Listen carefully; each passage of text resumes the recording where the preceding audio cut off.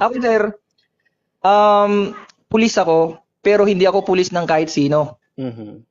Nagsisilbi ako sa bayan dahil ang pinapanindigan ko, sir, ay yung batas, kung ano yung nasa Constitution. Mhm. Kahit si Bongbong pa yung presidente natin or kahit si Duterte pa ang presidente natin, kung mali yung inuutos nila, Mhm. hindi ko susundin yan, sir.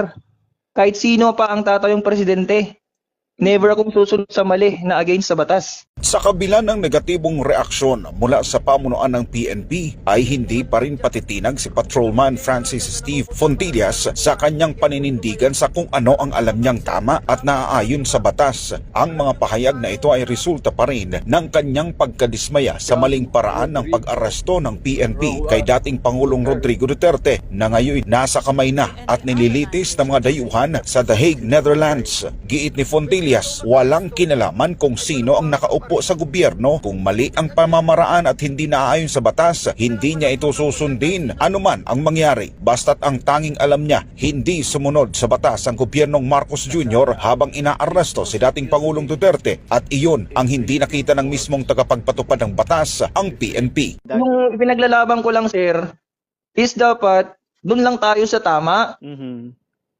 Kung may order man yan na galing sa taas, isipin muna natin kung lawful ba yung order na yun bago nating sundin. Mhm.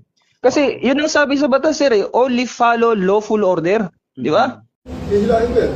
Hihilahin ko yan. Pero sa panig naman ng PNP, paulit-ulit rin nitong sinasabi na naaayon sa Police Operational Procedure ang ginawang pag-aresto kay Duterte sa kabila ng patuloy na pagkwestiyon sa usapin ng legalidad. Kaugnay naman sa kinakaharap na kaso ni Fontillas, mariin niyang pinabuluanan na may sinabi siyang pababagsakin niya ang gobyernong Marcos Jr. sa kabila ng hindi niya pagsang-ayon sa ilang polisiya nito lalo na sa PNP. Yung sinasabi nila na inciting to sedition daw yung ginawa ko, Mhm. walang-wala yun, sir, kahit sa korte pa kami mag-usap. Okay. Walang element ng sedition sa ginawa ko, sir. Hindi ako nag-speech.